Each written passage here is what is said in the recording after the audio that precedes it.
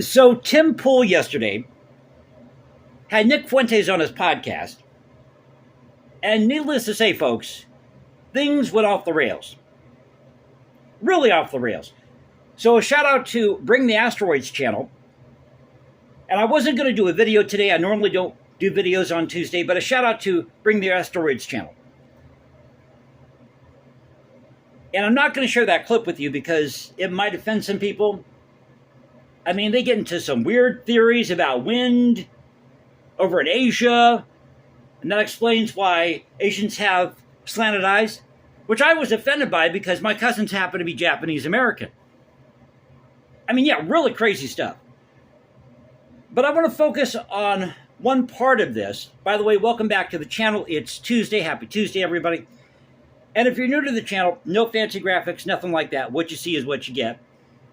So we discuss anything. Might be politics, music, history, culture, you name it. Going for a more, probably more of a free-form style in 2026. So at any rate, let's get to this. Now this surrounds this issue with Don Lemon. Don Lemon was involved in this activist group that went into this church in Minneapolis, and now the DOJ is investigating, and Don Lemon's coming out there and saying that he's a gay black man in America and he's a victim. You are so full of BS, Don Lemon. Please, you have more money than I do. In fact, I'm willing to bet that he's got more money than Tim Pool, or Nick Fuentes, or any of these podcasters. So let me share this audio clip with you. Pardon the volume here. I'm doing this from my laptop. As you know, if you've been following me, what you see is what you get. So we do these videos raw and in real time. So let's get to this. Now, he starts out by talking about this experiment that they were doing. Well, they had an article at this, I guess, school newspaper in Sacramento. And they were talking about how they're going to get all these white kids in a room and teach them about white history. Can I tell you something, you ultra-leftist? Nobody knows better about white history than white people. Why do you think we left Great Britain? Because we didn't want to deal with the monarchy. And those royal families, they were screwed up. You think I'm kidding? They killed each other off. They were inbred. The Habsburgs, hello, the Habsburg jaw. Have you ever seen somebody do, that thing with their chin where they look like all high and mighty? Like they're snobs, like, I'm better than you. That's the Habsburg chin they're mimicking. So at any rate, let's get to this. Here is this clip. And it's probably about a 5-minute clip here, so we'll just break it up as we go. And I'll try to do this as quick as I can here so I don't make the video too long. And I'd love to hear from you. Let me know what you think in the comment section below. And thank you to those of you who have been commenting, who are subscribing, who are watching the channel. It's a real treat to do this channel, and I'm very humbled by that. You could be watching something else, but thank you again for watching and being a part of this thing called the Culture Confederacy. So let's get to this. Let's roll. Here's the clip. There was an article a while ago from Sacramento Public Schools or something. I don't know if you saw this. They were advocating for white racial affinity groups. And it was a white racial affinity groups. The progressive argument was that white people needed to understand white history. I'm sure they were going to say negative things about it. But it was a school in Sacramento saying, we are going to gather all the little white kids together and give them their own group. And I said, what do you think those kids... I'm white and I get my own group. Yay! ...are going to do when you put a group of white kids in a room and say, here's why you're all bad? They're going to look around at each other and be like, I don't think I'm bad. You're not bad. You're my friend. Are you bad? I like you. We like Am I bad? They're going to say, hey, these people are bad. I'm bad. You know it. They're going to attach their anger to their race instead of social issues, economic issues, political issues. They are creating this. And that's true. When you put a group of people in a room, no matter who they are, and you tell them that they are bad for X, Y, or Z, they're going to start believing that. If you tell your kid that they're no good and they're not going to accomplish anything, they're going to believe that. So I look at it actually very, very simply mathematically. If you have a majority population, and historically minority populations are disadvantaged in a variety of ways, once the white population gets to a certain threshold, to a certain extent, it's true. 60%, 65, 70%, they're going to start feeling pressure. It's not just that you expect it to be no. As soon as America's 49% white people get angry. No, because in Chicago, for instance, a good example, you have areas that are just all black, and there are some white people who live there. Those white people are discriminated against, and they become racist because. Well, I don't necessarily agree with that. I think what happens is in these big cities, because you're dealing with a compact space, and you've got a lot of people coming into that city who are from different ethnic groups, you're going to have some type of friction. You know, there was a great book years ago called Slaughter of Cities that talked about this very issue, that this is built in, or rather baked into these large cities, these ethnic groups. And if you look back to, let's say, the 19th century in New York, or let's say even in Chicago, you had friction between the Italians and the Irish. But for the most part, many of these groups, because they were on the lower economic ladder, they got along and they had to pull the resources together. In fact, I was watching some videos last night about food in these different communities, in the Italian community, in the Irish community. And it's funny, the main theme for the Irish was potatoes. For the Italians, it was pasta. And that's what you ate. Or you had oats in the morning for breakfast with nothing on them, because that's all you could afford. But they had to make do with what they had. They had to rely on each other in those circumstances at that time. As on the surface, that seems to be the issue. You get the white population down to where it is now, you're starting to see affirmative action. You're starting to see DEI policies. Because of white guilt. What's going to happen is, it doesn't matter whether you're right or wrong. It doesn't matter if you're oppressed or the oppressor. People don't like being pushed around. And you're going to get an increasing number of white people saying, stop yelling at me. And it's going to create white racial identity politics. Well, yeah, I think that and here's Nick Fuentes. Diversification of America makes that an inevitability because people define themselves by distinction. I think that when the country was 90% white in the 60s, for example, people didn't even think of it as a white country. That's just what a country is. I wake up, I see all white people, that's what a country is. And the way they thought about diversity and immigration is, well, we could tolerate a white country with some non-white people. But ever since 2012, it's 50-50, non-white versus white births. So, why was that? Could it be because of this election with Obama? Remember, we had Obama elected twice, and everybody thought that if we elect Obama, that's going to solve the racial issue in the United States. But I have to slightly disagree with Nick Fuentes here about this idea of country. You know, we're actually a federal republic, really a confederation of states. We always have been. And we've always had these regional differences, even within the white community. I mean, look at the Puritans in New England compared to, let's say, Southern Baptists in Georgia. So there's always been diversity within groups.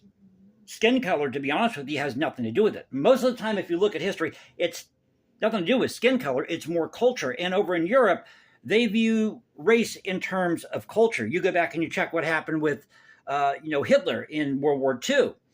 You know, he was very suspicious of Eastern Europeans, and a lot of them looked like him. They were white. A lot of the Jewish people in Germany that he exterminated, they were white. And the funny thing is, they were German. You know, maybe I've told the story before, but the Nazis would go in and they would raid all these different libraries, and they take all these music scores out and pieces of art, or they would keep those for themselves. And I was watching one of these, and they took out music by Rubinstein and by Mendelssohn. I'm thinking to myself, Mendelssohn? Yeah, Mendelssohn was Jewish, but he was German. He spoke German. Mendelssohn was a pivotal figure in German romantic music of that time period, 1830s, 1840s. So Generation Z, Generation Alpha, they're growing up in classrooms, neighborhoods. It's not white. It's some white people, some non-white people. It's a total mix. And now they're starting to say, no, I'm a white person in a diverse country. I'm a white person in a Mexican neighborhood. And I think diversity is good. I think it's good to an extent. You almost become more white the less white the country becomes. Right. And the thing is, I don't even think it's bad that the country's becoming majority non-white. And I think it's a good thing that people are developing a consciousness, because I think that's the only basis that they can stick up for themselves is as a group. Why do you think it's bad the country's becoming less white? Because I think it makes the country less cohesive, and I think it destroys the identity of the country. You know, America was founded by white people, built by white people. The culture that America had was generated by European civilization. And I think that when it becomes majority non-white, you're going to get a very different kind of country in every way. And that's true. You will, because of these different influences. Now, imagine this for a moment. Spain, well, the Spanish and the Portuguese were really the first two, besides the Native Americans, the first Europeans. They were the first Europeans to come to the Americas. So if Spain and Portugal had its way, we could have been speaking Spanish or Portuguese. And we would have been a predominantly Spanish or Portuguese country. You know, this happened a while ago. I ran into a beautiful couple, and they spoke perfect English.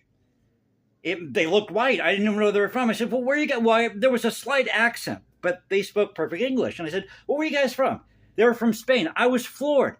I was absolutely floored because remember, the Moors invaded Spain.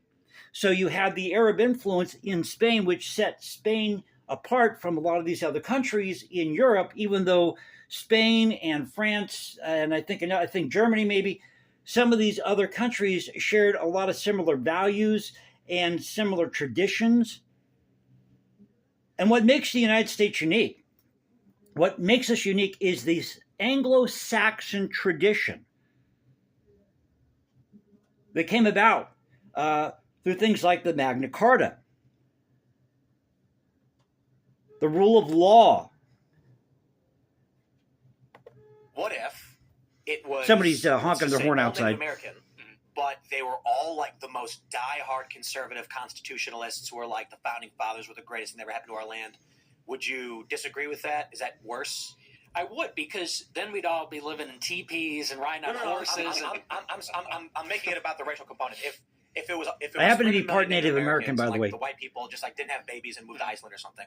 The Native Americans said, "We're going to build skyscrapers. We're going to play baseball, make apple pies." Well, Tim Pool, many of them did. Many of them did, and they embraced the Constitution. Well, that's just it. I don't think that it's interchangeable. That's really kind of the key word, because whenever people talk about race, they say, "Is it skin deep?" And so people say, well, what if the person's skin was black? Or what if the skin was red or yellow or brown or whatever? But I don't think that Indians or, Amerindians, whatever you want to call them, I don't think they will be building skyscrapers. I don't think they have liberalism, center-right liberalism. I don't think they have any of that. Well, but this is why I ask the very obviously impossible hypothetical of if the only difference was skin deep, would that be a worse off nation? Well, it wouldn't be the same nation is the point. I wouldn't feel at home. Let's say if Chicago was all Indians running around, I would be a minority and I would feel deeply uncomfortable because, home for us is familiarity. We like seeing familiar faces like our mom and dad and our uncles and grandparents. And that's because, pardon me, that's because birds of a feather flock together.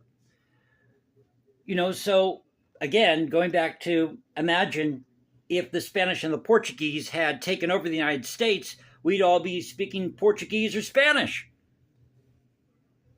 We like the food and the culture we grew up with. And if it's all Indians, well, they're going to be doing their Indian thing, and it's their home, not ours. But that's the hypothetical. If they were making apple pie and playing baseball with you and were in every how about this? Every white person, a genie appears and he's like, I'm going to make everyone Indian. And then every white person just goes, whoa, I'm Indian now. Is the country worse off because of that? Like, you become an Indian, the culture is identical in every way. They love the Constitution, the Founding Fathers. They're all Catholics and Christians or whatever. Is that bad? If I were Indian, well, then I guess it would be the same. If I'm a white person in a white country and I'm an Indian in an Indian country, I benefit. But we don't have to look at a hypothetical because America was a white country and now it's going to be a non-white country. Well, this is what's interesting is this is actually the argument the left uses in an inverse moral position that white was the default. People didn't view themselves as white largely because everybody was. Right. And so they were basically otherized, and now they want to take that power away from white people. Yes. So I want to stop it there just for the sake of time, but, it's an interesting discussion. But at the end of the day, the reason why we have this thing called the United States, and the reason why it was, again, a predominantly white country, is because these people in Europe were fleeing the monarchy. They were fleeing religious persecution. And you had different groups throughout history who came to the United States. In fact, if you go back 20,000, possibly 30,000 years before Native Americans, it's believed now that you had Asians coming to, I believe, the Pacific coast along where the United States is, or possibly South America. So tell me what you think in the comments section below. Hope you enjoyed the video. If you did, you know what to do. Follow me at Instagram, Jason197711. You can find me at Substack or go to Culture Confederacy at Culture Confed1 on X. This is the Culture Confederacy saying peace out, stay safe, everybody. Keep up the culture, and I'll catch you next time. Take care.